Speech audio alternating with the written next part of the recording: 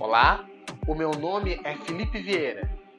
Hoje o nosso assunto será Era Vargas, que foi dividido em 3 partes. O vídeo de hoje será sobre o governo provisório, de 1930 a 1934.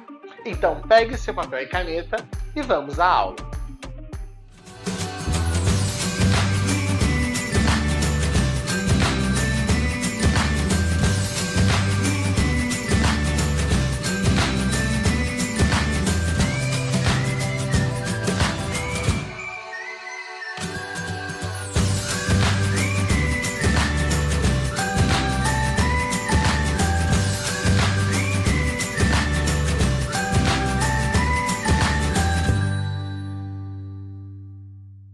Para entendermos a Era Vargas, é preciso entender o contexto histórico em que o acontecimento estava envolvido.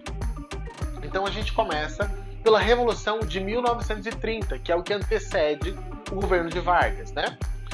A Revolução de 1930 é considerado o acontecimento mais importante da história do Brasil no período inicial da República Brasileira, pós-República Velha, até porque é esse acontecimento que vai dar o fim à República Velha.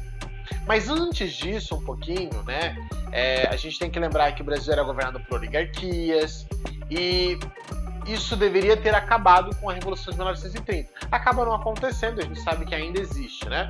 Mas a gente tem que lembrar também do que aconteceu na crise de 1929, com a quebra da Bolsa de Valores de Nova York, que traz uma crise sem precedentes na economia cafeira paulista, que era quem dominava boa parte da economia brasileira da época.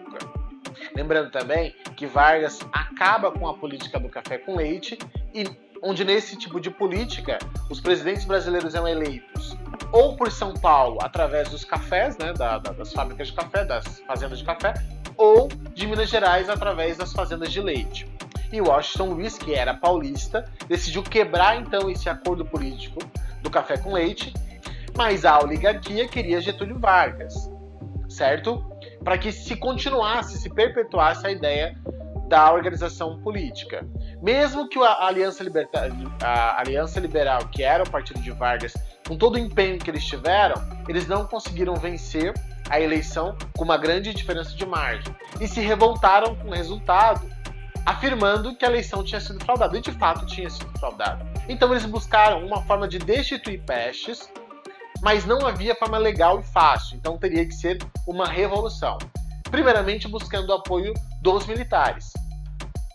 Quando eles conseguiram, através das baixas patentes com os tenentes, e mesmo com o apoio dos tenentes, não havia força, aliás, havia força a revolução, mas não havia um estopim. Então no dia 26 de julho de 1930, João Pessoa, que era vice de Vargas, né, ele foi assassinado. E mesmo que os motivos não tenham sido políticos, eles usaram isso como... Eram motivos pessoais, mas eles usaram isso para virar o estopim da Revolução.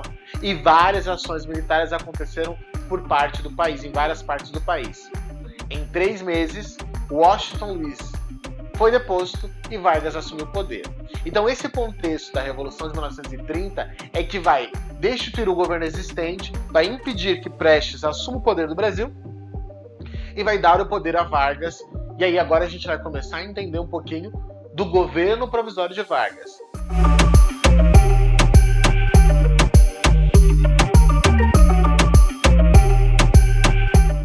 Como o próprio nome sugere, o primeiro momento de Getúlio Vargas no poder tinha como objetivo organizar a nação, visando então formar uma Assembleia Constituinte que elaborasse uma nova Constituição. A Carta de 1891 tinha sido anulada. Então eles queriam que a partir daí se criasse uma nova eleição no país.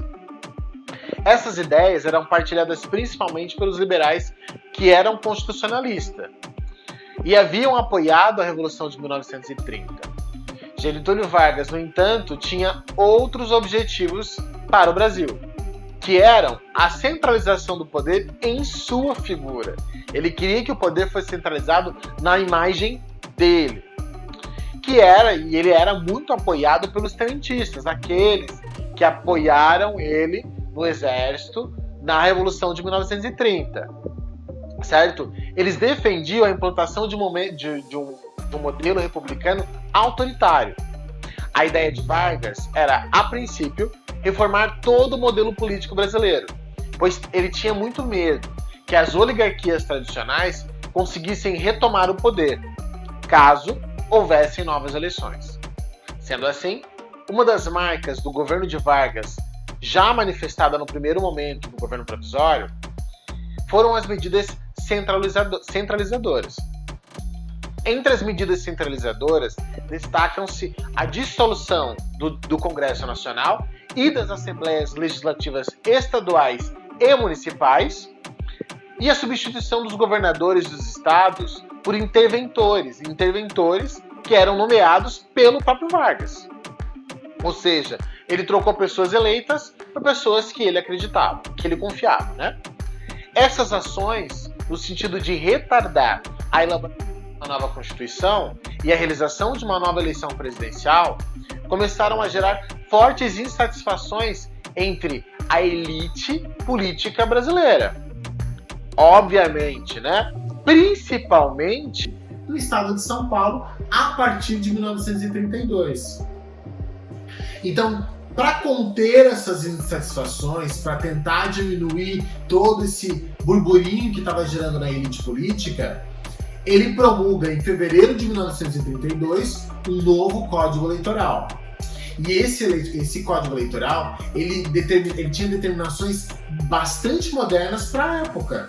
Algumas das determinações desse novo Código Eleitoral foram a criação da Justiça Eleitoral, a adoção do voto secreto, a imposição da obrigatoriedade do voto, que se mantém até hoje, a maioria deles se mantém até hoje, e por fim, a concessão do direito de voto e do direito a se candidatar às mulheres, que para a época, né, era um avanço muito grande, já que as mulheres não tinham praticamente nenhum direito garantido.